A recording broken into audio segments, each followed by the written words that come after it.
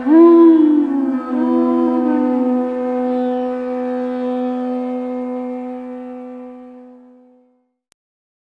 Chapter 5 of the Bhagavad-Gita, entitled Karma Yoga, Action in Krishna Consciousness. So today, our theme slide, before we start, we're going to have a little theme slide. Do you have that one of mine? Our theme slide, eyeglasses. We like to try to have a theme for each particular time we do a presentation. And today's theme is a set of eyeglasses. Without eyeglasses, we can't see too well, especially as we get older. I think those of us know it, right? Sometimes we can't even see at all. So without this chapter, we won't know what we're seeing. So those of you who are fortunate enough to be, number one, acquiring the knowledge, number two, we'll try to understand it, we'll try to make it simple to understand. This is actually a very elevated platform, 5th chapter. And the third thing is applying it. These interactions, these sessions are more towards interaction so that application becomes part of the concept. In other words, if we know something, understand it, and we do it, we're actually progressing in our spiritual life. So Shastra Chakshus has 2 levels of meaning. The first level is, I see through the eyes of Scripture. And Scripture for us here today is Bhagavad-Gita. I see through the eyes of Scripture. Second meaning of Shastra Chakshus is I act in accordance with Scripture. And these are the 2 qualities in the Nectar Devotion that describe one of Krishna's 64 qualities. Actually, that's 2 aspects. He's the seer of scriptural authority. So unless we see through the Scriptures, we will not know what we're seeing, we will not know how to act or think, and we will actually be our own enemies. So you're very fortunate here because we're going to now acquire the knowledge in this 5th chapter and try to understand it through the help of slides, materials, some interactions, some meditations, so that hopefully when you leave today, this chapter will come alive for you. I find it quite one of my favorites. It's known especially for the famous verse, the peace formula, Bhakti-yoga. But actually, this chapter prepares one for coming to the Brahma-bhuta platform. And Brahma-bhuta is the platform at which we actually begin devotional service. We are practicing. As long as we misidentify, either with the body or the mind to some degree, we're still conditioned. So we want to come out of the conditioning from this level up to the level of transcendence. Okay? All right? So when we do these programs, we require a little bit of activity, but you'll find interaction actually helps you. My objective is that when you leave, there are certain things you will know, and they'll be committed to memory. That helps you in your meditation also. So the first thing we provide everybody, and you have one, please take a look at it, and we'll follow through as we go through it. You have your materials. These are your resource materials, okay? So we quickly, when we're studying, these are all, by the way, we weave in study skills so that you get a benefit to take these skills with you for your own study, either independent or collectively, okay? So the first page is the cover with the title, Karma Yoga. Sorry, this one came out a little dark this time. Karma Yoga, Action in Krishna Consciousness, the 5th chapter, and these are your materials. The second page is the one we've learned to feature. We spend quite a bit of time on this. We feature these. These are what we call your retention checklist, retention objectives checklist. These are the things that we want to be sure we know, not just cover, that we know these. Okay, and we show slides to help you reinforce that.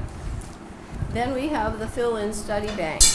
This is the preliminary understanding of the Bhagavad-Gita, this chapter. In other words, if I can answer these questions, and this is also the format we follow.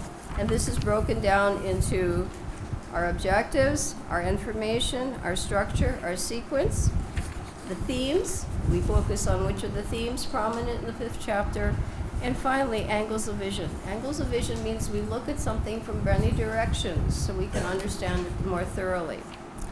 Then you have, again, we've upgraded these from before. I think it was 2 years ago we covered this chapter.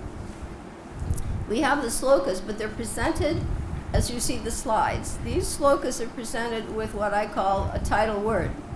I've gone through the slokas, picked a particular word that I think is the essence of this sloka, and if you follow through, it's in bold type. You'll see on this page, okay, you got it up high, like that, and you'll see also, they're in color here, only black and white on your study materials. You'll see a little icon, and that little icon is an image, again, to help you focus on what's the important word. You find these are quite reader-friendly. They're even child-friendly. Children can actually, because we break up the amount of text, and we'll put an icon wherever there's a critical word. This section is also divided according to the topics in this chapter. So you'll see the 29 verses in 4 topics. Before you go, you'll be knowing those 4 topics, and you'll have a walkthrough of the 29 slokas.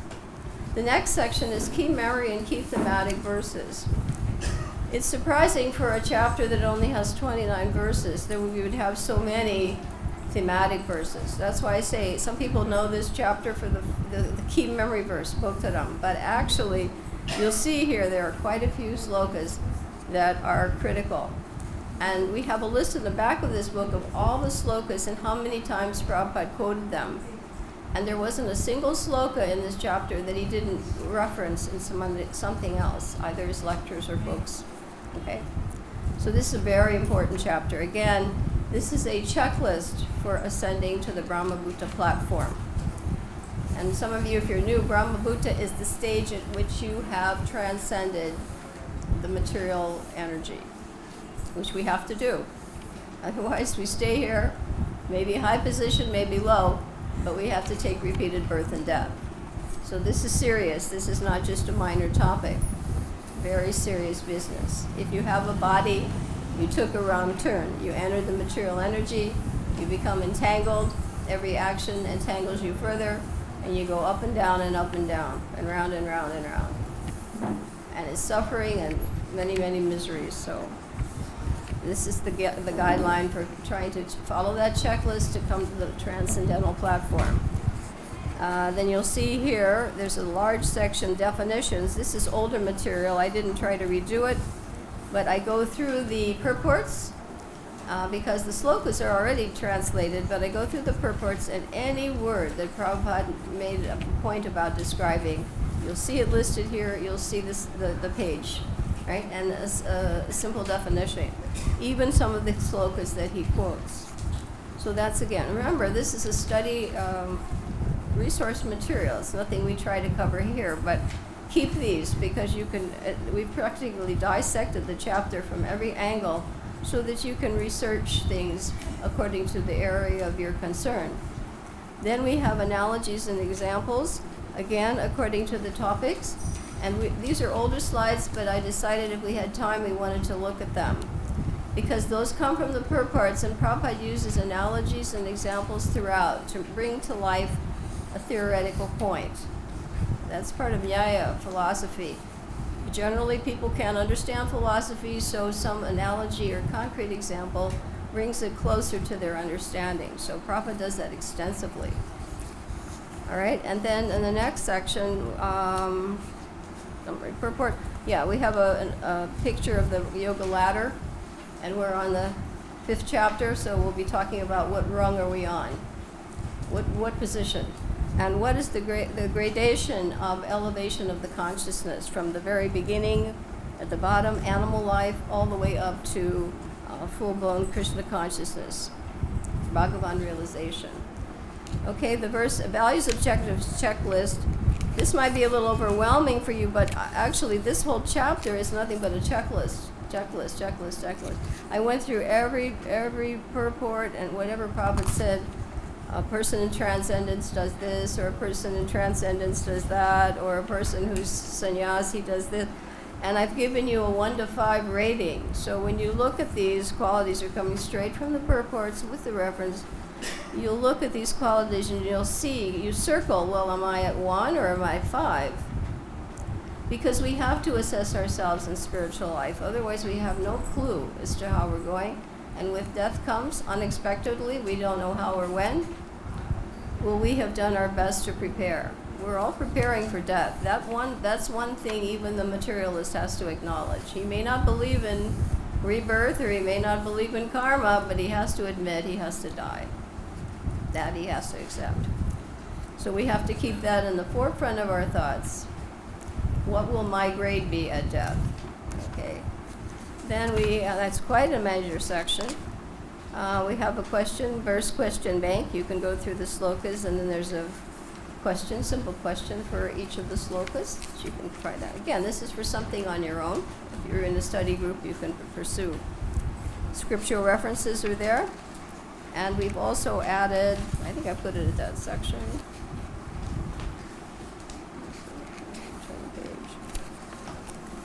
Right. This is a list of cited verses, and this is coming from, I think, the Banipedia online.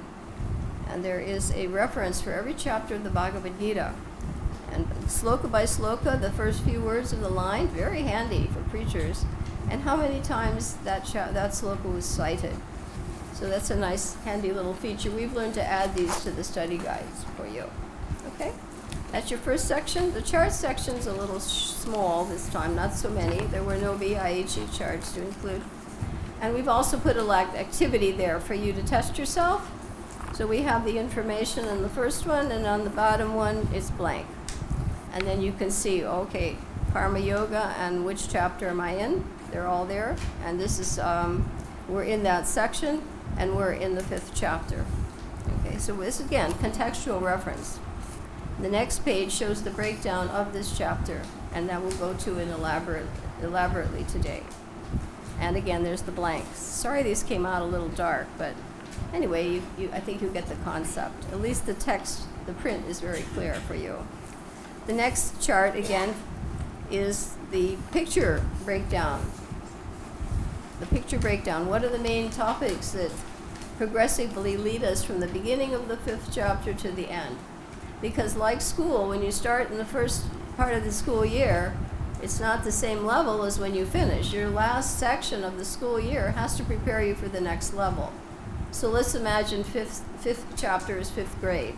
If we want to go to the 6th grade, we have to have attained quite a bit of advancement in knowledge.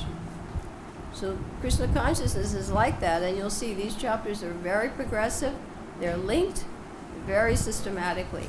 So we try to point that out so you can see where we are. Where am I in my consciousness? There are quite a few of you sitting here. First of all, you wouldn't be sitting here if you weren't pretty elevated. You may not know it, but anyone who's aware of Krishna, he's at the top until he's completely perfected. Okay, and then we have a code for that. These codes are a good way to like chemistry, to summarize the points. So we'll be learning through the codes. We'll be learning how many slokas are in each of the sections and what's a code for them. And then we have charts again here. You see again the key memory verses and the key thematic. Key memory verse is marked with a double star. That's number 29, the last one. All the others are thematic verses, and they're recommended that the preachers know those in Sanskrit and in English by heart. Okay, so that's our little run-through. Question?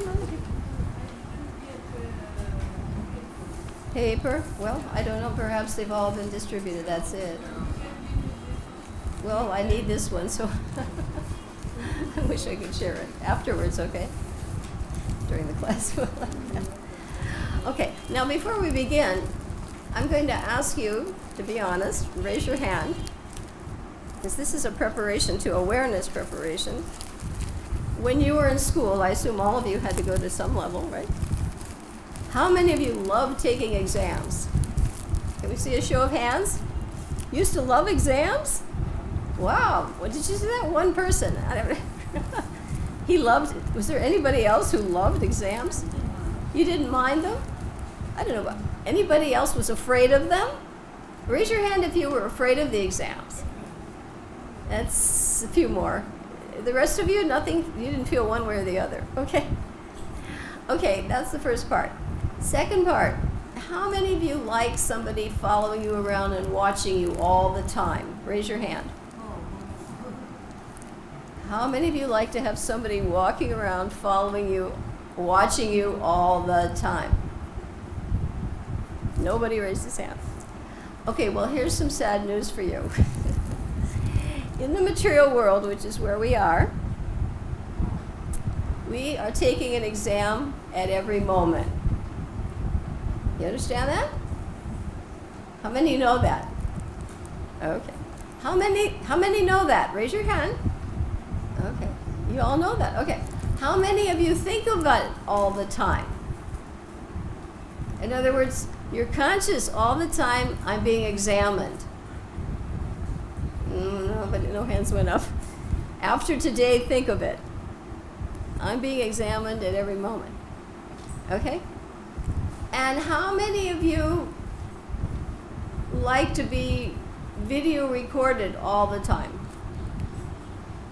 No hands are going up. Well, guess what? You are.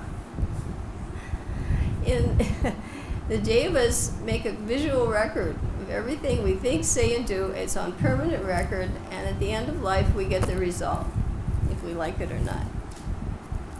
That's what's happening here. It's a constant exam, and it's on video. So if you're conscious of this, you're going to do well in chapter 5. Because this chapter brings us to full awareness of the witness, Supersoul. If you're full aware of Supersoul, you will act properly. That's so important. Okay?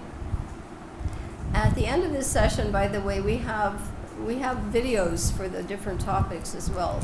So we have some videos to reinforce these concepts. So I do hope, we usually run over, so I hope all of you will have time, because we have picked some videos that I found pretty amazing. And I think you'll find them enjoying. The purpose of them, not to entertain you, but to reinforce the philosophical points. Okay, so now I think we're ready to begin. So now we're just going to start with our retention checklist. So please turn to that first item. Okay, and you can mark it. You have a pen. If you know this, you put a little check. There's a little checklist there for you, and there's a blank. All right, so the first thing, again, these are what we call, because I was a school teacher, so for me, it's really important that I have the material, but I have a feeling that those who leave come away with knowledge, your take-home points. That is my grade. My grade isn't what I say. My grade is what you walk away with. So the first point here in this chapter is the title, and we look at our slide, and you can look at your paper. What's the title of this 5th chapter? Everybody? Action in Krishna consciousness. Very good. Karma Yoga, action in Krishna consciousness. So this is the title. You should try to remember this. And to help us, let's think about that word. Karma means actions that create a material body. Karma. But yoga means linking with God. Karma, yoga. Now Prabhupada added action, but how? In Krishna consciousness. That's the secret of this chapter. If the action is in full Krishna consciousness, there's no material body to look forward to. It's non-reactive. Okay? That's what's so important about this chapter. How should I think, feel, act, so that I'm not making more bodies? Because you have to act in the material world, you have to commit sin, you have to make more karma, and you have to keep rotating on the wheel of birth and death. So this is very important. So the title again is what? Karma Yoga. Action in what kind of consciousness? Yes, the consciousness makes the difference. Number 2, which chapter is the number? We're in the 5th chapter. Okay, make sure you know this now.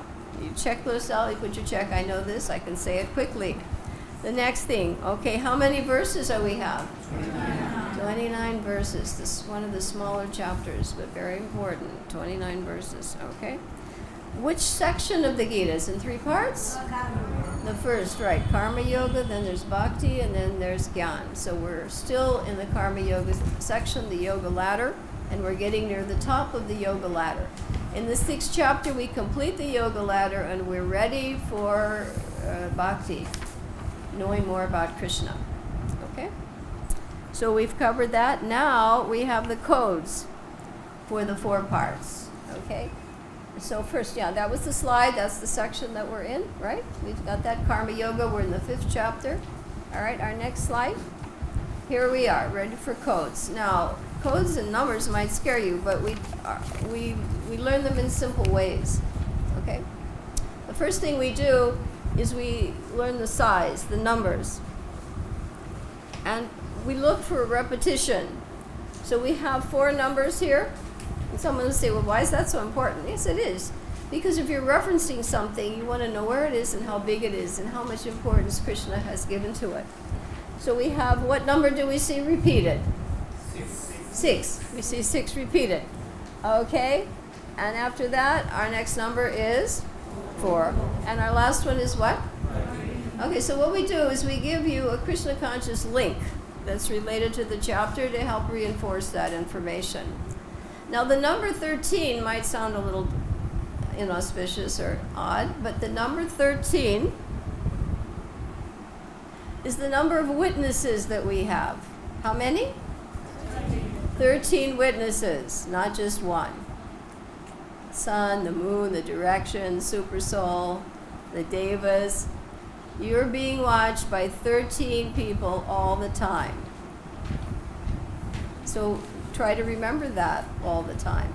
Because if you do, you're becoming conscious. Okay? So we know the last one is how many slokas? 13. Let's go to the first 2 numbers, 6. All right? And let's relate it to our philosophy. How many enemies do we have? 6. Yes. 6 enemies. All right. Kam, Krodh, Lobh, Moha, Mada, Matsarya. 6 enemies. And we have that repeated 2 times. This is to help us understand this chapter. So we've got 6, 6, and 4. We have the 4 evils. Birth, old age, disease, and death. One of the items of knowledge in the Bhagavad-Gita, in the 13th chapter, is the perception of the evils of birth, old age, disease, and death. The materialists celebrate birth, they celebrate but old age, disease, and death. Those are the perception of evils is a factor of one of the 20 items of knowledge. So 4 of those, and all of us have had to go through that repeatedly. We took birth, we're growing old, we have diseases, and we have to face death. So what are our numbers now? Quickly? 6, 6, and 13. Okay? And you've got your link. All right, now we want to know what Krishna is going to talk about, because we know the length of it. Again, this is to commit yourself to the retention. So he's going to talk about 4 things. He's going to talk about, well, what do I do? What's better? Do I do karma yoga, or do I renounce work? Right? What's the first one? Yeah, do I perform karma yoga, or do I renounce my work? Which one? Yeah, the first one. You'll see a star. In this section, it's karma yoga is equal to renunciation of work, but it's better. Easier. It's easier. Okay? So that's the first section, 6 slokas. The next section, well, if I know that's better, the question marks mean, how shall I do it? What does it mean? Yeah, how shall I do it? Right? How shall I perform karma yoga if it's better than giving up my work? This comes up, as Arjuna wanted to give up his work. And that's a definitive, don't do that. Okay, and then the last one, this is critical. You see the R, and you see a big S in the middle, and you see a little s on the left and a small n on the right. R is for relationship, and S is for the soul. The big S is for the what? Super soul. And the last N is for what? Nature. The relationship of the soul, super soul, and nature. Most people are not aware that 3 things are required for every action. They think they're doing everything independently. No, they're not doing anything. They're desiring, but the Lord has to sanction it, and the nature is carrying it out. So right now, I want everybody to raise his hand. Are you doing it? Raise your hand. Are you doing it? No. you're not doing it. It's being carried out. Everything you see, everyone you see is made of the material energy, and every action is being carried out by the three modes of material nature. That's a very elevated awareness. And most people, unless you have Bhagavad-Gita, without those glasses, you will not know that, you will not think of that, and you will not be able to come to the Brahma-Bhuta platform. You have to think this way. This is giving you a paradigm shift. Because for lifetimes we've been thinking conditionally. Now we have to think spiritually. Okay? So we know the codes, and then our last one is an L. This person in number 3 box is liberated. He's reached Brahma-Bhuta. Now by L is for liberation, he's going to focus now on Super Soul. Because if you know it's Super Soul is directing everything, and you focus on that, that leads you to the 6th level, the yoga ladder, Ashtanga Yoga. And you'll see these last few verses are preparatory for the Ashtanga Yoga practice. They're presented in 27 and 28, just before 29. So you see the breakdown here? Okay. The first one again is what? Karma Yoga is what? It's equal to, but it's better than what? Renouncing your work. And then what's the second topic? How do I do it? What are the symptoms? And we'll see pictures of Prabhupada here. We see a little movie clip of Prabhupada. Because he was definitely on that platform, and you can see it. It's proven in that little video. And then what's the third topic? What's this awareness? I'm aware of Super Soul all the time. I see my own reality. You see your own reality. We don't see each other's reality. But Super Soul sees everybody's reality at the same time. That's God. He keeps it straight, and he manages universal affairs so that whatever happens is according to karma. The thief and the person protecting his money, if the thief is given sanction, he steals the money. If the person has the karma to not lose his money, he doesn't lose his money. Super Soul orchestrates all that. So you have to be aware. And you see people moving and walking around. Super Soul is directing the show. Okay? So think this way. Paradigm shift today. When you walk out of here, think differently. Because this is essential for advancement in spiritual life. Okay? So we've covered that. We're going to take a look at the same thing. Oh, yeah. I think on our paper now we're ready for the next point. We covered that when we got the topics. And we're going to put now, you see some dotted lines? We go by numbers. Numbers are a good way to classify things. So for the number 1, who is number 1? See your checklist here? Krishna. This is the whole, Prabhupada said this is the whole point of the Bhagavad-Gita, that Krishna is the Supreme Personality of Godhead. Before that, most of the world didn't know that. Prabhupada, that was his motto. Krishna is the Supreme Personality of Godhead, number 1.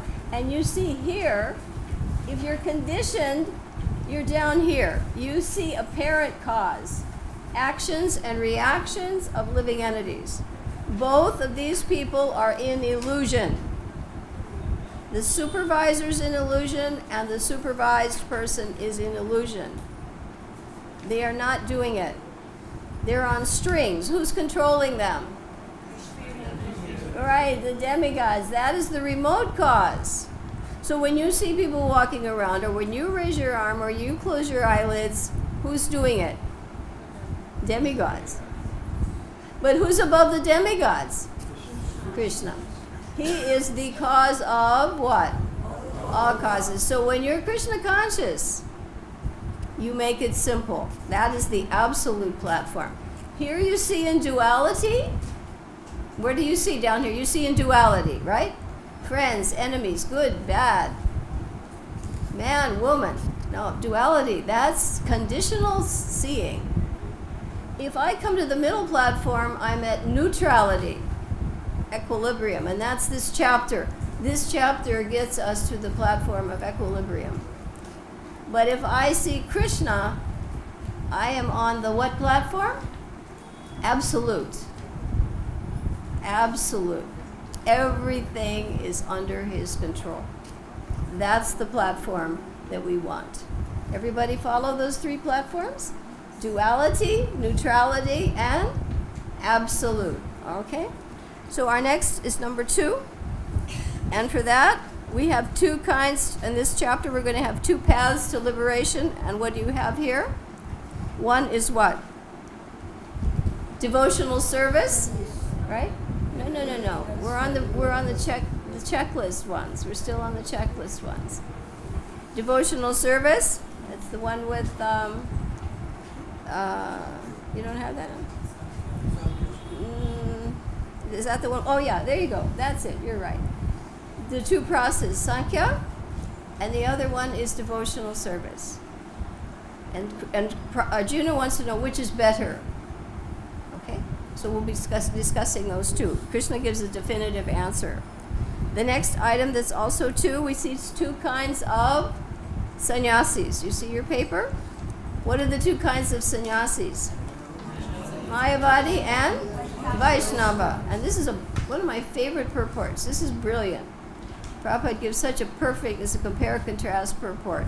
Perfect compare-contrast between the Vaishnava philosophy and the Mayavad philosophy. And so we'll be seeing that one too a little later. Okay, and our next one is number 3. We don't have a picture for that, but there are 3 levels of the absolute truth, and Brahman, Paramatma, and Bhagavan. This chapter aims at Paramatma realization.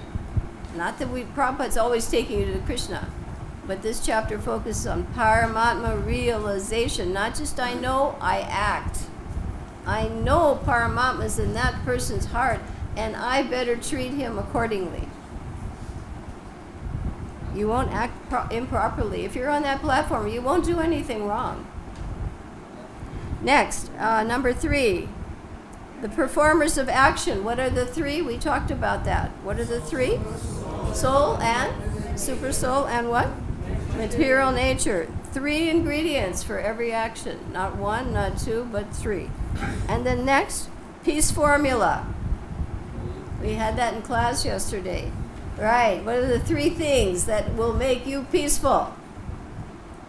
Number 1, Krishna is the beneficiary. He's the enjoyer.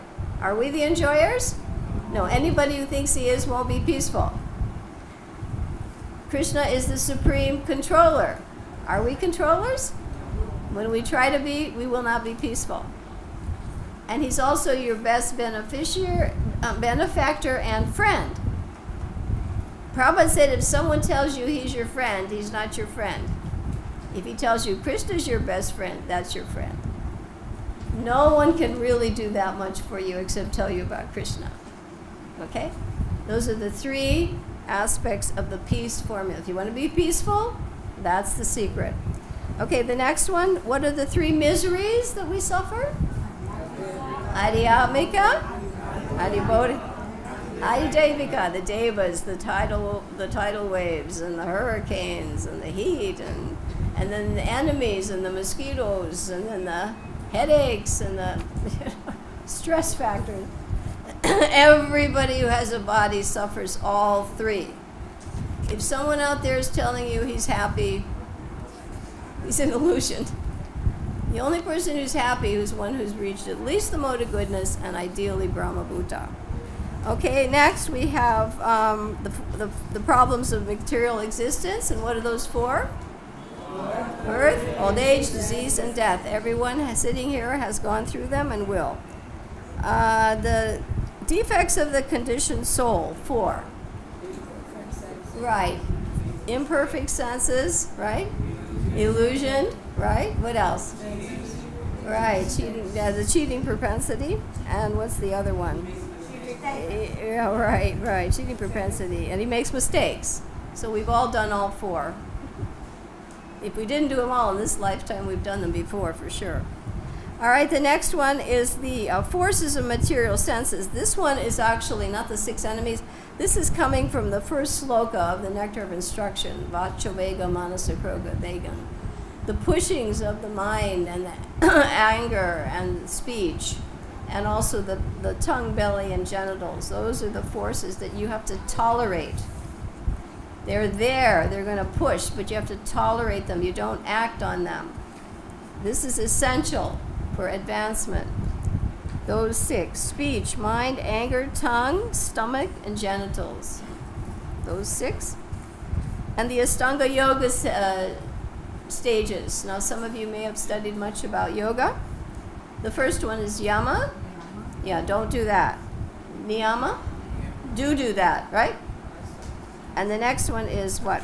Asana. Control your body. And then pranayama is what? Control your breathing, right? And then the next one is what? Yeah, withdraw. Those are external, withdraw. And then the next 3 are meditative, all right? And the next one are dharana, and dhyana, fixed meditation, and finally, samadhi. And all the different yoga practices follow those 8 stages, even bhakti, but the final aspiration for bhakti is samadhi means, well, Prabhupada said samadhi means active participation in Krishna consciousness, uninterrupted. Okay? And the city of 9 gates. We all have a body. It has how many gates? 9. What are they? Eyes, nostrils, right? The mouth, right? Right? And you also have the anus and genitals. Those are outlets of the body. Okay? And then we have one slide later, too. We won't go into that. There are 24 elements. This is Sankhya philosophy. They studied the 24 elements. But if they come to the conclusion of the 24 elements, then there's the soul. And that means that's devotional service. If I know that Vishnu is controlling everything, then I should focus on worshiping Vishnu or Krishna. Okay, so we've gone through our retention checklist. All right. So now we've done that. I want to now have them go to the theme slide. Do we have that in there? You have here on your paper. Did I put the themes? Oh, yes. Okay, your themes. You have that? You have that slide. Okay. Please put a little star. Each chapter will have particular themes that are more prominent than the others. And themes are ones that can occur throughout the Gita.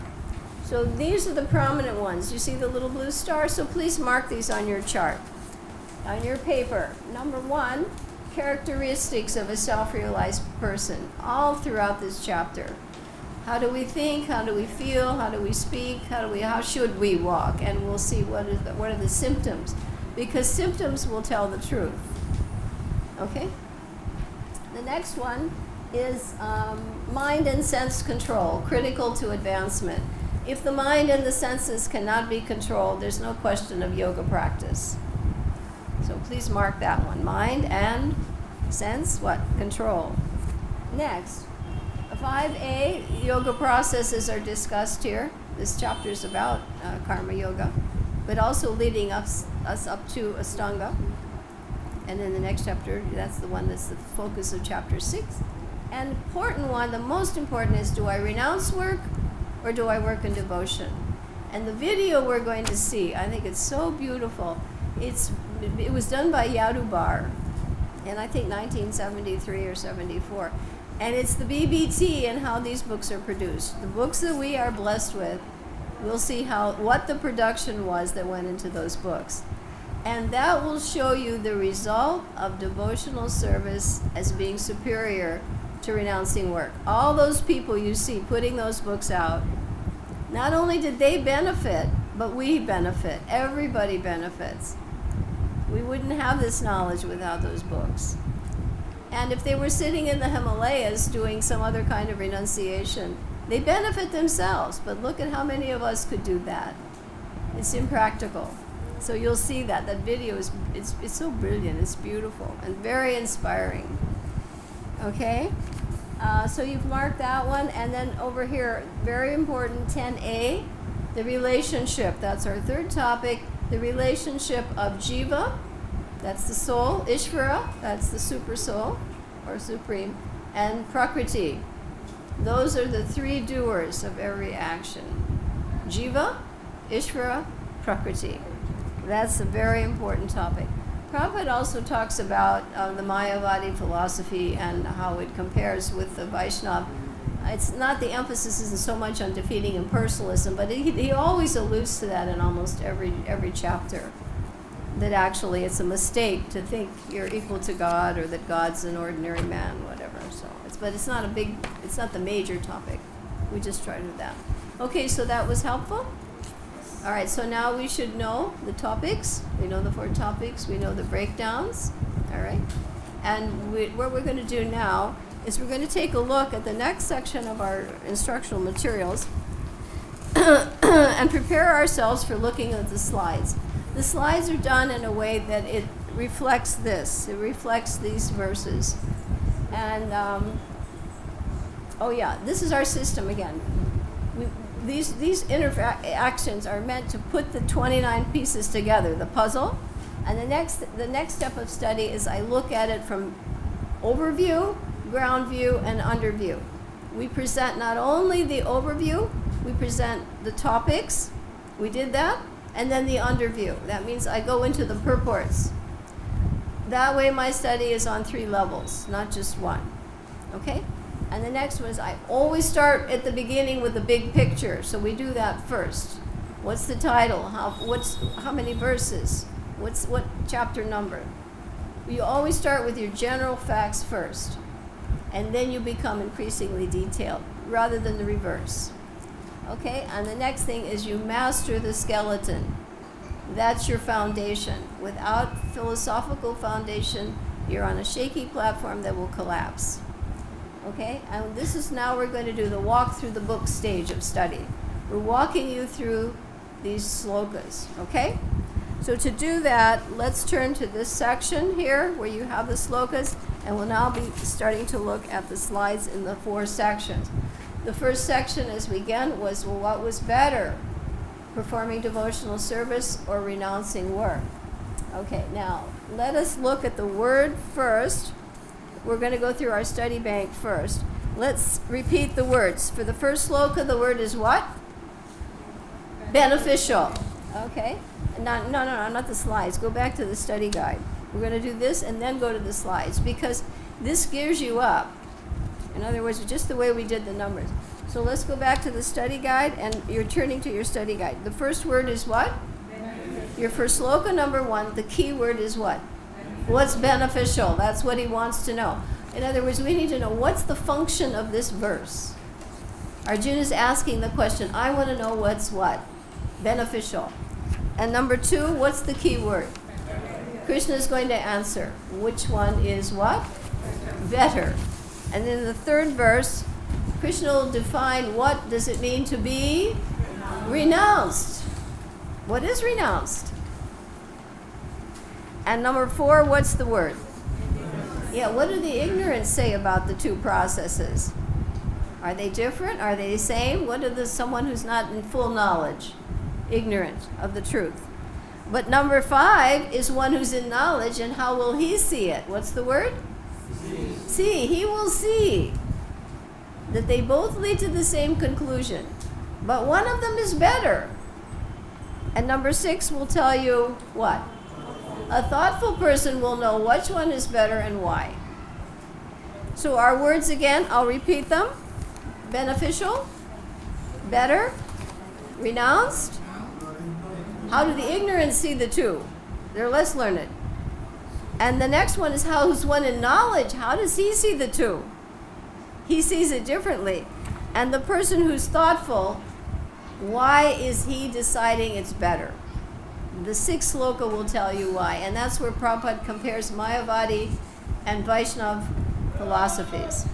Okay, let's look at our slides now. We're going to focus on pictures because this is a walkthrough and we want to see videos also. Okay, let's go down to the pictures.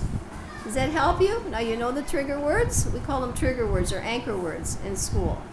Helps you remember prompting words, like in a play. If you forget your line, the person says, beneficial, beneficial. Oh yes, chapter 5, verse 1. Okay? All right, now you see a heart and a sad face and a smiley face and a question mark. And what's the word? Beneficial. Just look at the pictures. But you add the trigger word. Okay? Now, let's go to the next one. What's our trigger word?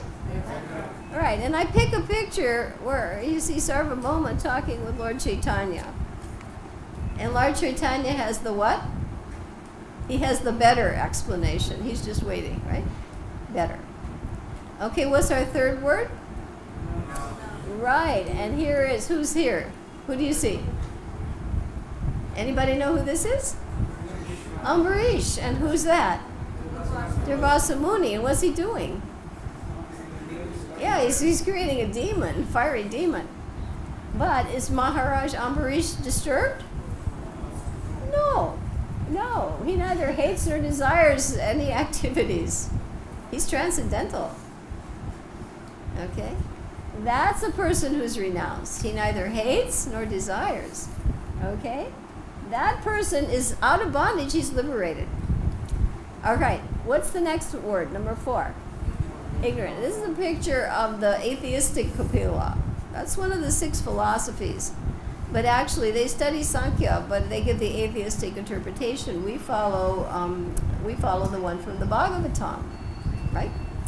All right. Now, one who's ignorant may say, well, no, these 2 paths are different. There's no similarity. But that's not the correct understanding. But actually the correct understanding is, well, devotional service will give you the same result. One who actually knows. Okay, so the word there is ignorant. That's Kapila, not the one that we have in the Bhagavatam. All right, then the next one, we see, this is perfect. This is Rupa Goswami. He has given us the correct understanding. Yukta Vairagya. If I'm in a material body, I'm in the material energy. If I perform everything in connection with Krishna, that is the perfectional platform. That's our renunciation. And here he sees things as they are, and he writes them. And that's why we're all here. We're following Rupa Goswami. That's the 5th verse. Okay, he understands. And he's helping us understand. Now the 6th sloka, but a thoughtful person. Now I chose this in particular, but a person who is thoughtful, he will engage in devotional service. He will be happy and he will achieve the result quickly. Someone who's trying the other process, he'll be miserable. Prabhupada said, you'll be miserable. And you will take a long time. Eventually you'll have to come to Krishna. Now, I thought this was sweet because actually Prakasananda was being very thoughtful. He politely said, oh, you shouldn't sit there. And because he was kind, he was blessed. And so were all of them. They converted. So being thoughtful means not only thinking, but being considerate. A person who's thoughtful will be considerate. So you now know how the progression goes of the first 6 slokas? That's helpful? All right, let's go back to our study chart. We're going to do a walk through part 2. Is this helpful? Okay. Let's go to part 2 and let's say the words. Okay? You got your chart now? Turn to your page. You're at the bottom here. And for sloka number 7, everybody say the word. Dear. Dear. Yes, dear. And for sloka number 8, what's the word? Divine. Dear and divine. Now this is sections on qualities. What are the qualities that are symptoms? What's the next word? Aloof. Yeah, I'm above it all. I'm aloof. And what's the next word? Lotus. Yes, like a lotus leaf. Untouched. We're going to find out by what? No sin. If you have these qualities. And what's the next word? Purification. And the last one? Unadulterated. What's one unadulterated? Unadulterated peace. If you follow these guidelines, you enact these qualities, you will have unadulterated peace, not just so-so or mixed. All right, let's go back and look at the slides, see if that helps us. So now we're going to add a picture and help us understand the sloka. Because the slokas are there, you can read the slokas anytime. But the thing about these slides is they give us a visual connection. And the trigger word aims at the critical word point. Dear. Okay? Someone who works in devotion and he controls his senses. What is he? Dear. He's dear to everyone. Now that was certainly Prabhupada. But also, here's a sweet one. This is Lord Chaitanya, and he's embracing Sanatan. And Sanatan was known in Braj for being very beloved. All the Goswamis were loved, but Sanatan in particular, because he used to even counsel people over ordinary problems, household issues. He was so kind. Everybody loves Sanatan so much. So that person is dear to everyone. So that's sloka number 7. Now let's see, we're going to have the next two are combined, but we've broken them up, divine and aloof. All right, here's a person who's in divine consciousness. Anybody doubt it? I don't think so. We wouldn't be sitting here if we weren't. Prabhupada, we're going to see a video of Prabhupada taking prasadam. Now the thing about this is what we're stressing. This person knows that when he's doing everything, seeing, hearing, tasting, smelling, touching, opening his eyes, closing his eyes, what is he thinking? He's actually doing what? Nothing. So what should you think when you eat and you sleep and you hear and you taste? What will you say? I'm doing nothing. So when you leave today, what will you say? I'm not doing anything. Now that doesn't mean don't do anything though.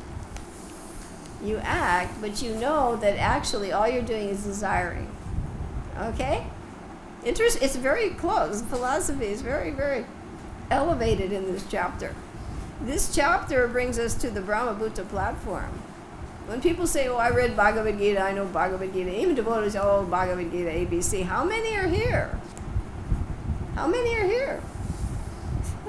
And this is preliminary still.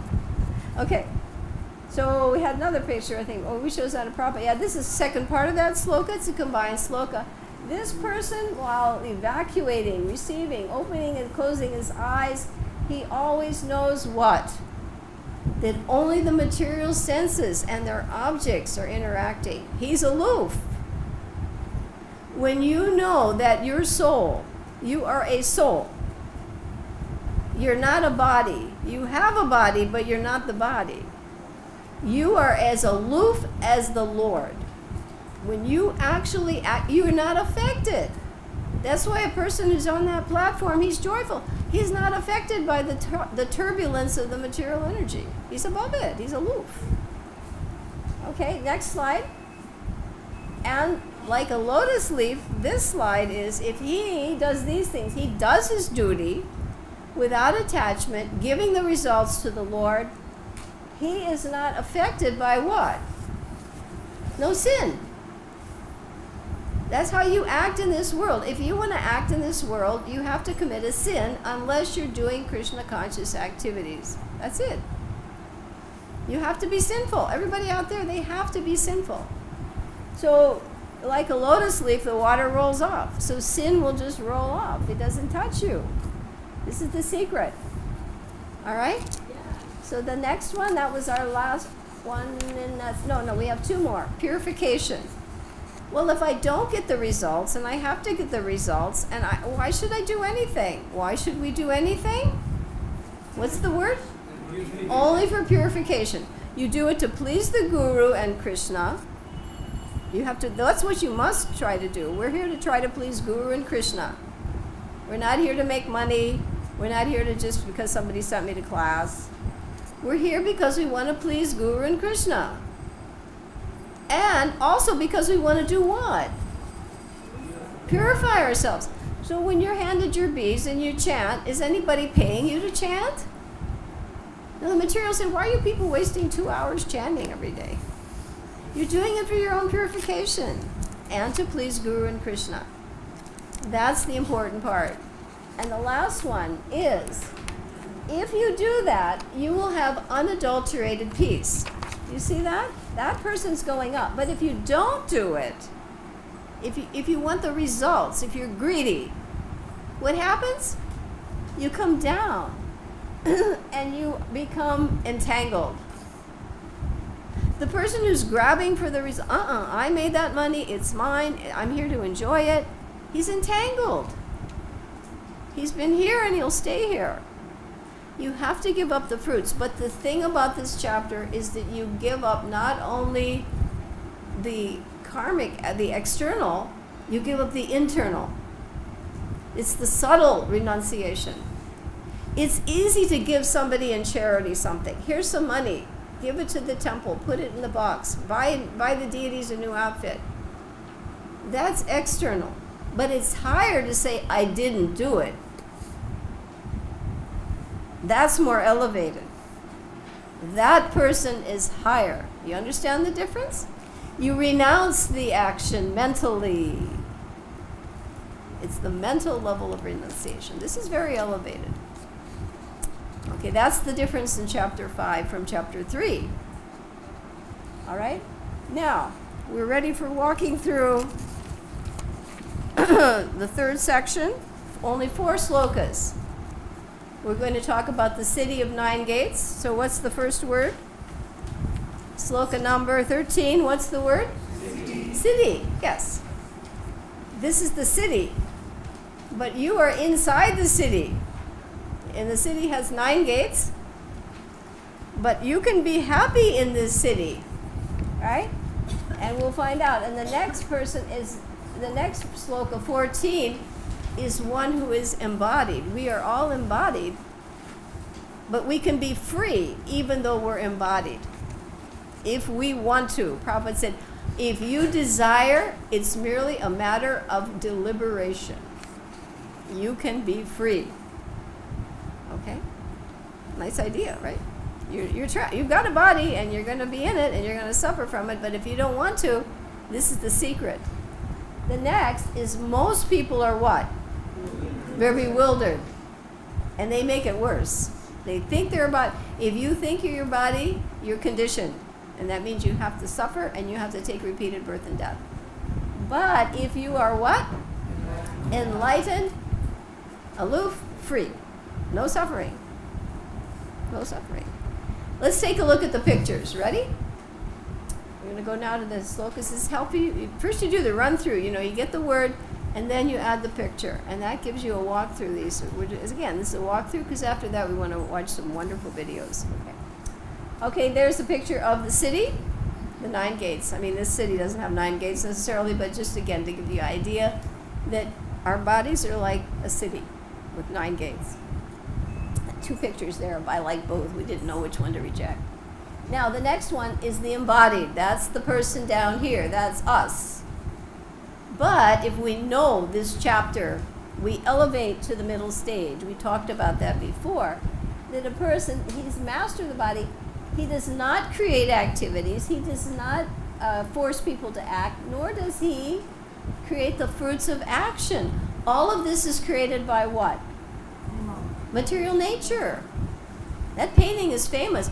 That painting is our whole philosophy. Our whole philosophy is in that painting. The bewildered, conditioned soul down there. Oh, that worker, he's so lazy. And the worker's thinking, oh, that master, he's so cruel. They're both an illusion. He's neither the master and he's neither the worker. They're just puppets. They're puppets. We're all puppets. That's it. Now, above them, you saw that was the devas, and above that is Krishna. One whose Krishna consciousness transcends even the platform of equanimity. That's the platform of love. Love is not possible down here. No, not possible. Nobody loves anybody down here. They're exploiting everybody. Don't think there's love in the material world. No, not possible. Okay, the next one. This person is bewildered, and this is a famous painting from the Puranjana pastimes. And that pastime Puranjan is representing King Prachinabhari. And he's suffering. He's suffering. He's bewildered. Because his real knowledge has been covered by ignorance. That's why everybody suffers. Anybody who's suffering is because he's forgotten Krishna. The minute you forget Krishna, suffering sets in immediately. Immediately. So don't forget him. Okay, and the last picture. And we see the king being enlightened by Narada. He's being enlightened, and one who's enlightened, his knowledge is compared to the what? The sun. If you have knowledge, you say, wait a minute, I'm not the body, I'm the spirit, I'm free. Okay? But you have to go through the purificatory process. Okay, and then our last section, we have quite a few words. We did all of those, right? Enlightened. Now we're going to do the last. Now we have 13, so this is a bit long, but we'll try to go through quickly. We know the last one. It's the peace formula. And we know we're leading into the Ashtanga yoga process. All right, so now we're going to get the symptoms of a person who is approaching the completely liberated platform. Okay? So number 17 is what's the word? Fixed. And we're going to see who's fixed. I always try to find an example from the Shastras that we know from our other classes. And what's the next word? Famous sloka. Humble. The humble sage. Okay, and the next one? Anyone who's actually on this platform, he's what? He's flawless. There's nothing wrong with them because God is flawless. If you're in the position of the same platform, you become flawless too. You have to. You're already flawless as a spirit soul. But when you touch matter, you become conditioned. And the next word, that person is situated, number 20, in what? He's in transcendence. And how does he act when he's in transcendence, 21? He's in trance all the time. He's in trance. These are descriptions now, very elevated stage. That person's in trance. And one who does not get attracted to the sense objects, what is he in number 20? He's very wise. I'm not going to go for that. I know better. I know better. Maya's trick is coming. And we'll see examples of that one. And the next one, we talked about those 6 Vegas, right? What should we do? We have to tolerate actions of the mind, anger, tongue, belly, genitals, speech. Okay? Tolerate those. And then the person who's actually able to do that, he's the perfect what? He's the perfect mystic. It's not something ethereal. It's practical. Very practical. Krishna consciousness just isn't sentiment. It's practical, demonstration, symptoms. Next. And he's not only internal, but he's also worried about who? The welfare of others. This is Prabhupada. Talk about the best welfare wisher. My goodness. And one who's on this path, he's always trying for what? He wants perfection. And the next one, now these 2 slokas are combined and they are the introduction to the Ashtanga yoga process, which starts with what? Concentrated. We concentrate the mind, and part 2, the result is? Right, you become liberated. And the final famous sloka is the platform of what? That's the formula for peace. Everybody wants peace and happiness and prosperity. And then they'll never get it unless they follow this formula. And we'll find out in that one. So we'll quickly look at the pictures and then we're going to have some videos, okay? Okay, fixed. Who was fixed? Who's that? Dhruva, yeah, the planet, the pole star. That means fixed. Dhruva, you see your name there? Dhruva, fixed. He's fixed. He's fixed in that. His mind, his faith, and his refuge are fixed in the Supreme. And that path, he's on the path to liberation. So you have to be fixed. And the next word we had was what? Humble. This person has realized the 3rd topic. The relationship of the Jiva, Ishvara, and Prakriti. He sees not the external elephant or the cow or the Brahmin or the dog eater. What does he see? Super soul. So when you see some person and you talk to that person, remember you're talking to whom? You're talking to Super Soul. And Super Soul is assessing you. Don't forget that. Okay, next. And one who is flawless, he's the same.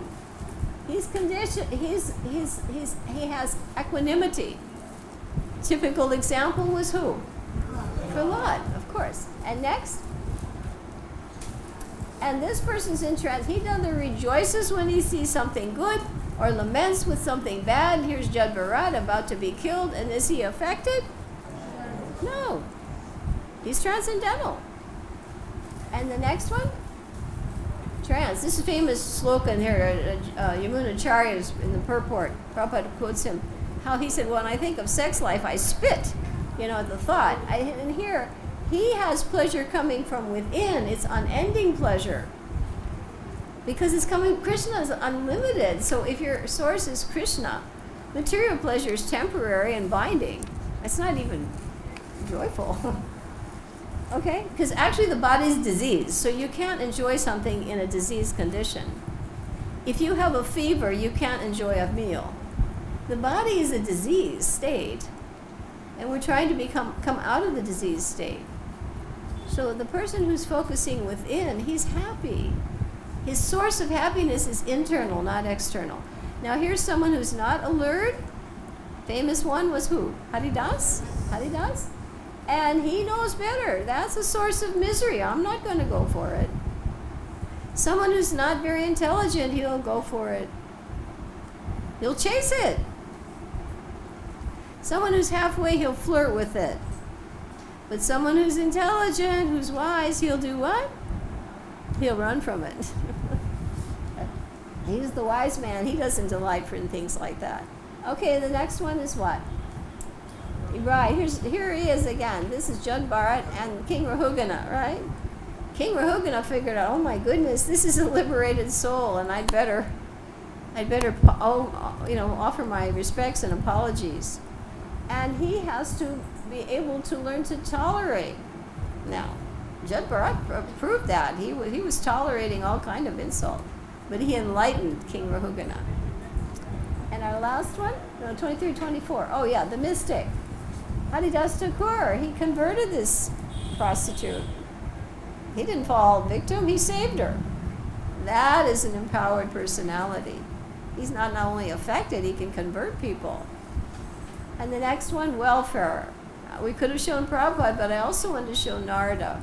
Because Narada is actually, throughout the Bhagavad-Gita, is the preacher. And Narada is in charge of Bharat-varsha. He's the personality, who's the principal personality in Bharat-varsha. So he's the one who, here he is, Murari, and he's able to convert these people. His welfare work, no matter throughout the whole Bhagavatam, he's saving everybody right and left. That's Prabhupada. All right, and next, perfection. This is Haridas Thakur. He's free from anger, material desires, and he's always endeavoring perfection, and he will be assured of what? Liberation in the Supreme. And he is at the end. The Lord carries Haridas. Born in a Muslim family, and at death, the Lord picks him up and carries him, and actually puts him in Samadhi. What a way to go, huh? So elevated. And here's the Ashtanga Yoga process. You see it there. This is the beginning of that explained in 27 and concluded in 28. And there it is in 28. And there we have little Dhruva, who had practiced that as a 5-year-old. He was able in 6 months to have darshan of the Lord. Okay? And finally the peace formula. And who's that? Prahlad again, right? Peaceful no matter what. His father's his biggest enemy, but Prahlad just say, please, Nrsingadev, please save him. Well-wisher. Peace formula. Okay? So that's our run-through. All right? Now, I had, because we have some videos to watch, and I wanted to hold up a sort of a packet of things to share with you.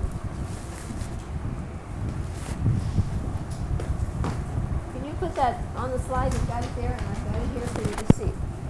Okay? Now, last time we had time to pass this around. We're not going to do that now because it's a distraction. These represent our videos. Okay, and also some points for us to remember. This is an old copy of the Bhagavatam, and the reason I'm showing that is you're going to see this one, particularly how they do the painting in this one, how the books were made. Here we have a flashlight, and we have 2 batteries, right? And what do you think this represents?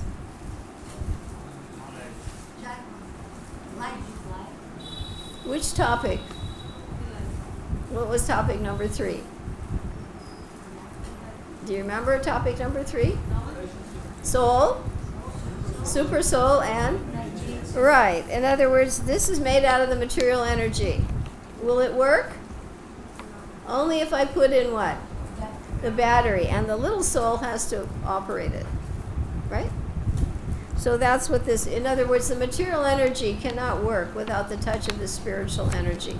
But you are not equal to the big battery, right? That's my body. The big battery is super soul. The little battery is jiva. Okay? And here we have some seeds. We have 2 kinds of seeds. We have mustard seeds. Mustard seeds, if I take one, I put it on the head of Anantasesh. Many universes are on this head of Anantasesh. One of those mustard seeds proportionally is 4 billion miles. Half of it is where we are, 4 billion miles. And we're sitting here in Vrindavan, in a sacred place. This is to make us realize how fortunate we are to have this knowledge for a very limited period of time. Short period of time, and what a vast expanse of space. And we're right in the center, in Vrindavan, near Prabhupada's room. So that's how insignificant we are. That mustard seed represents 4 billion miles on the head of Anantasesh. Now the other seed is called a black human. And a black human is mentioned in the Bible, it's mentioned in the Quran, and it's also found in the tombs of the Egyptians. It's the cure for all diseases. Now everybody wants that, except death. Except death. This chapter is the way we can transcend birth and death. Okay. Because no material, you can, I even take some of those seeds for help, but it's not going to cure death. Only Krishna consciousness can cure death. So those are our little examples. Now, the first topic is Yukta Vairagya. How is that better? We're going to see devotees and how they put together Prabhupada's books. And I think you're going to find it is so brilliant. Actually, you can see how Prabhupada not only empowered people, but Krishna sent Prabhupada people who were so highly qualified. That video is on the level of any professional. So let's take a look at it. It's a little bit long, and we'll see how long we go. I'll see how the time goes, because we have 2 other short ones about Prabhupada, in which you will see Prabhupada in 2 entirely different moods. You will see him in a mood where he knows he's not eating, he's not doing anything, he is unaffected. He's not enjoying, he's not hating, he's completely equipoised. And in the next one, for 30 seconds, you will see Prabhupada completely the opposite. I've never seen him like this before, a firebrand for Krishna. Unbelievable, the way he's... And the last one, someone sent me, she didn't come tonight, she sent me this. It brought tears to my eyes. The result of Prabhupada's preaching. You won't believe it. It's about a 3-minute, so we'll see what we have time for. Okay, so the first one, A+ video. Okay, let's watch. If you want to turn the lights off, okay. And we have to hook up the microphones so you can hear. Is this good? It's good enough?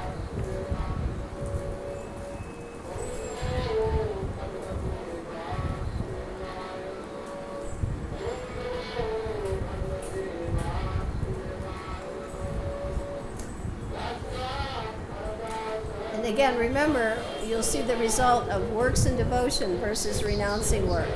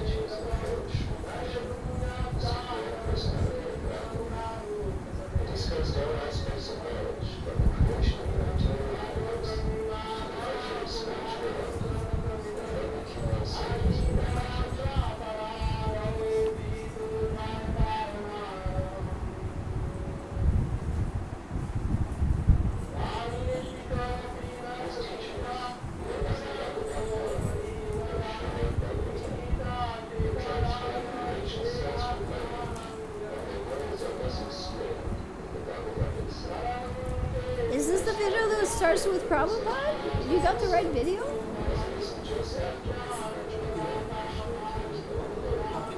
Yeah?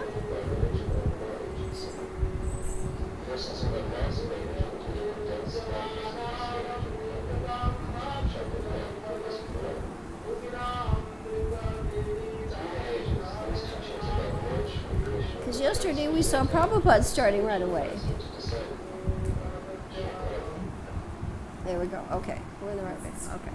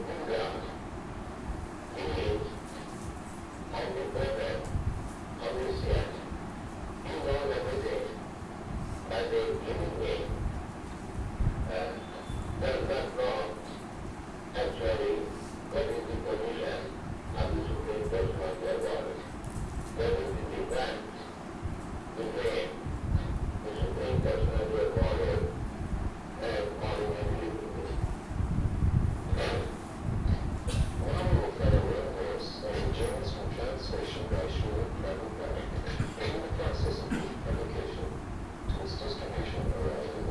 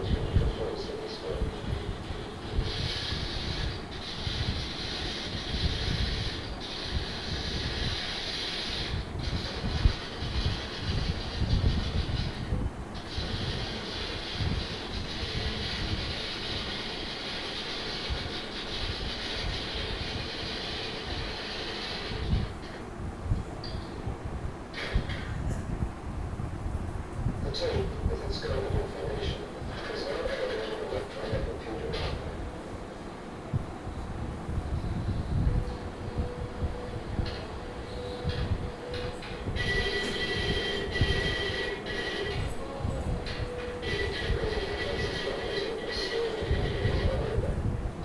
Then the computer activates a further typesetter. The typesetter converts the stored codes into non-sensitive impressions on the record data. When the filter is developed in the processor, the resulting image looks exactly as it would in the finished code. The typesetting machine can run off more than 2,000 characters of code.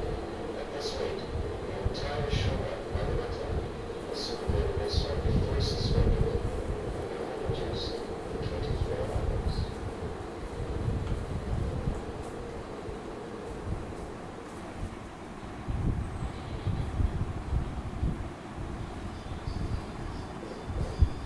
The layout man cuts the photographic paper to page size and writes it on hardwood.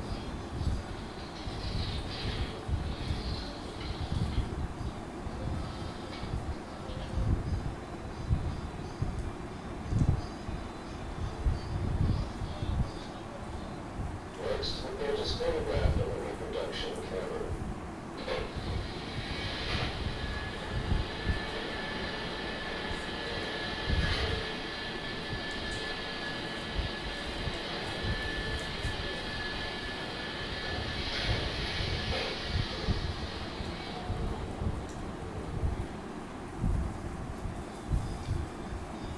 The retoucher removes any blemishes from the negative.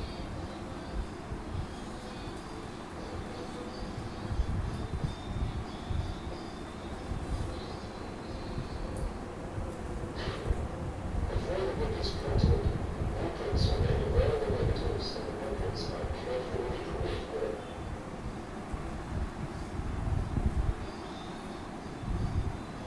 Meanwhile, during this entire operation, the bhakti-yoga book trust artists illustrate verses and purports from the pages of the Bhagavad-Gita.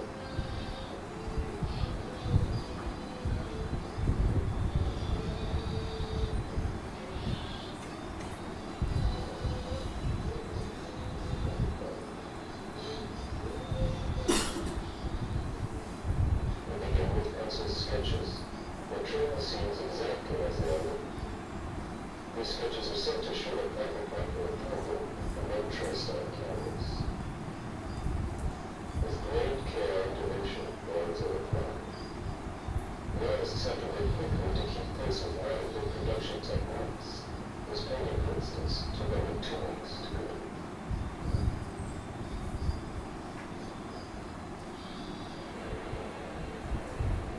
For reproduction, the finished painting was photographed with a special studio camera. Immediately, the color analyzer assures that the colors are correctly balanced on the following frame.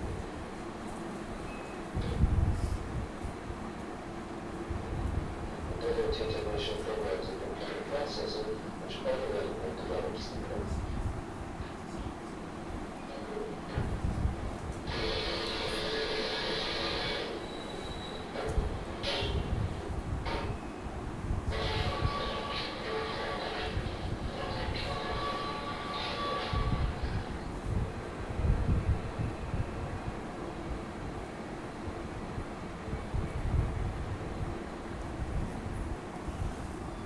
Next, the picture goes to the layout department where it is scaled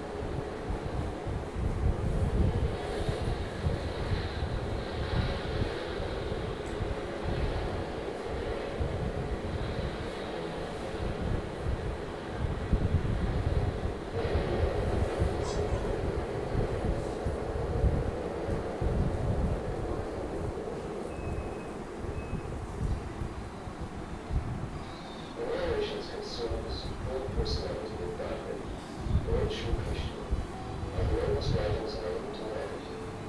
Over generations, they have influenced civilizations of both the East and the West.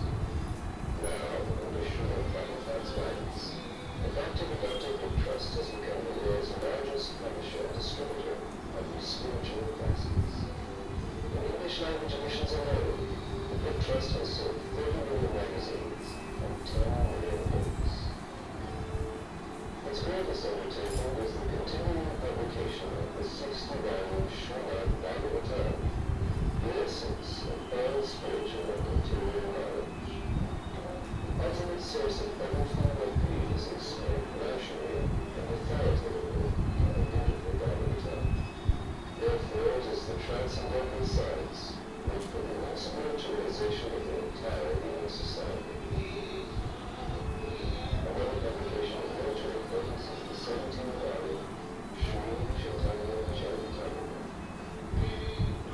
Original Bengali verses translated and displayed by Srila Prabhupada describe the life and teachings of Sri Chaitanya Mahaprabhu.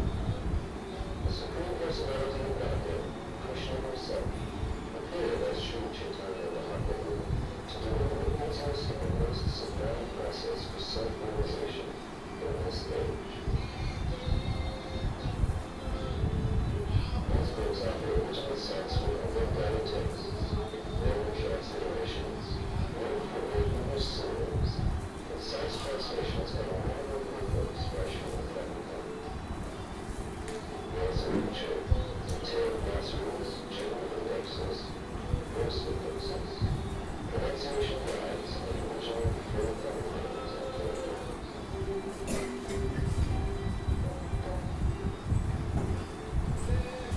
Also published by the Bhakti-Yoga Book Trust are many showrooms and hardcover editions.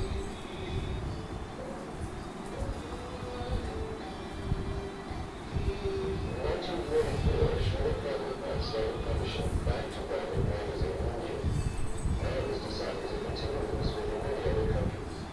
The English language edition has a monthly circulation of around 1 million copies, making it the West's most popular periodical on Vedic philosophy literature. His divine grace is the spiritual master of our world and and his books have thus been translated into 52 major languages, including Spanish, French, German, Chinese, Japanese, Italian, Swedish, Dutch, Portuguese, Greek, Swahili, Gujarati, Hindi, and Bengali. Bhagavad-Gita, as it is the yesterday's best-selling and most widely used edition of India's greatest religious classic. Only 1 million copies of the edition are sold. Srila Prabhupada's books are studied in universities and colleges throughout the world. In America alone, 90% of the colleges and universities have local or posters for their students, professors, and graduates.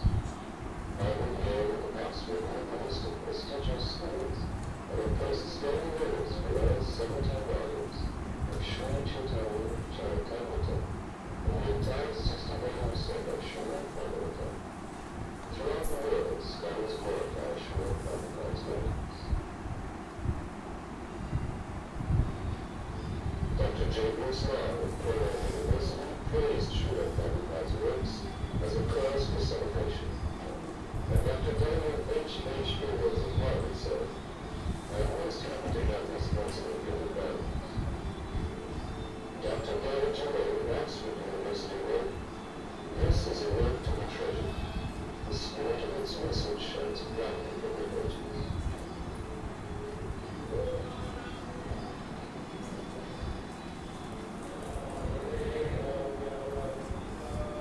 Devotees of the temples of the International Society for Krishna Consciousness study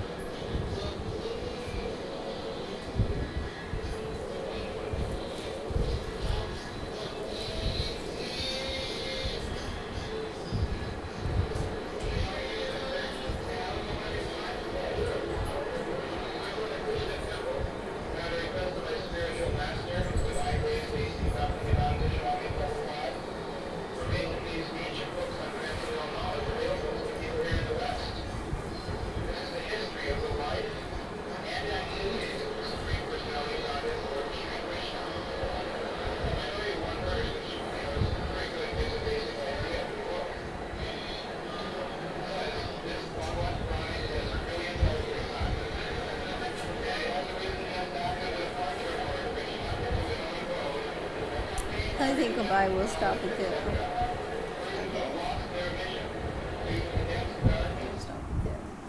Okay, so that was our first one, and you see how much work went in. We take this for granted. There's a danger to that. There was a time when Bhaktivinoda Thakur couldn't even get a copy of CC. Now we can find it easily around the world. But then what happens is that if it's available, people can, the other danger is, well, it's available, I can always find time later to read it, or it's not so important. But these are real treasures, and we saw the amount of work. In those days, they didn't have the advanced equipment that we have now. So a book like this, how much effort, all those devotees around the world. Now we're going to look really quickly. This is the result of Yukta Vairagya. That was the connection. Now the next one is very short. These others are very short, so thank you for bearing with us. We're going to see Prabhupada now for topic 2, eating very sumptuously on silver plates, unaffected, neither enjoying. He's transcendental. This is a person who's in divine consciousness, okay? And then we'll see him in another preaching mood later, and it's very, very short, okay? He's chanting Gayatri, and before or after his Gayatri, he'll be honoring prasadam. He's facing the wall. Prabhupada would face the wall when he ate prasadam.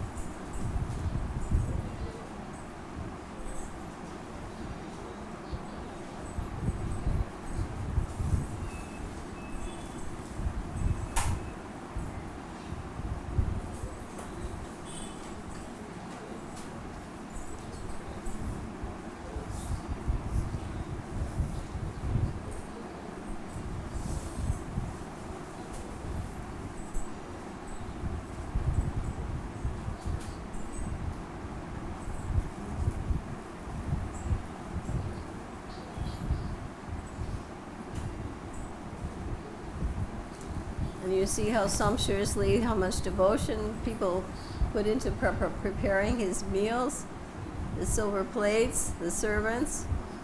Prabhupada's completely controlled.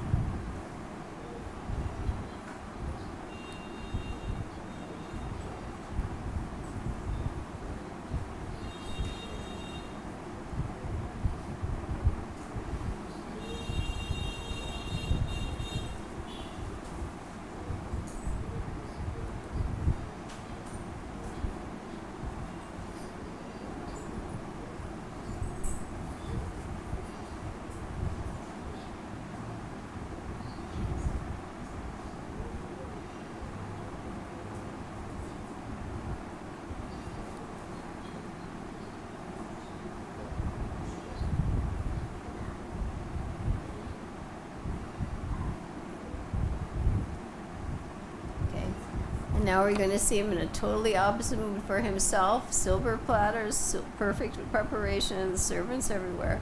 Prabhupada's facing the wall. Now we're going to see him in action for Krishna.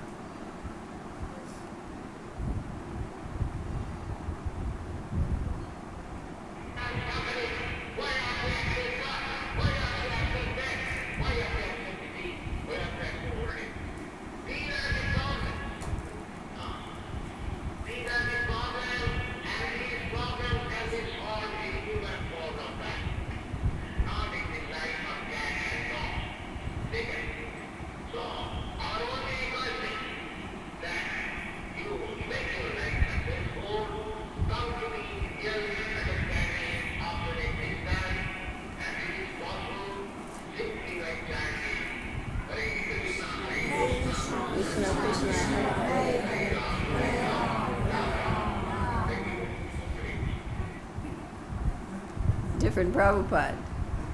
Now, I'm going to show you something. Wait a minute, Abai, hold on. I couldn't believe it when I got it. Lord Chaitanya predicted that this movement will be spreading the chanting of the holy name in every town and village. And we see throughout the world many groups are chanting the mantra. Younger people looking younger, right, with dreadlocks and tattoos and, but I sort of, well, what about the older people? And what about the people that are more conventional? Are they going to be attracted? And I saw this. Now, the thing about this is I don't know what country, I don't know what language, I don't know who these people are, but the Hare Krishna mantra is universal. It's coming from the spiritual platform. Please watch this.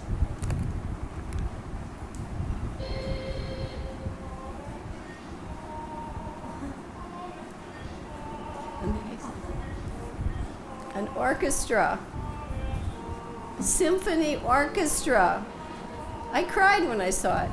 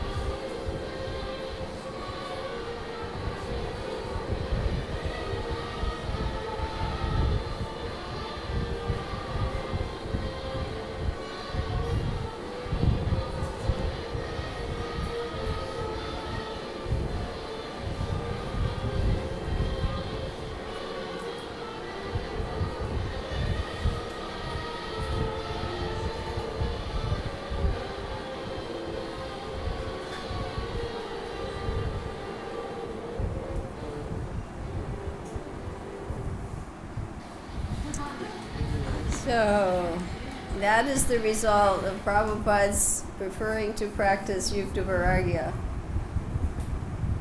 That was amazing. Symphony orchestra and people applauding. Thank you so much for coming tonight. I hope you have found this chapter enlivening. I hope it has given you a major paradigm shift in the way you see the world. Please do accept some prasadam before you go. All glories to Srila Prabhupada. All glories to the BBT who has given us these books. Hare Krishna. Hare Krishna.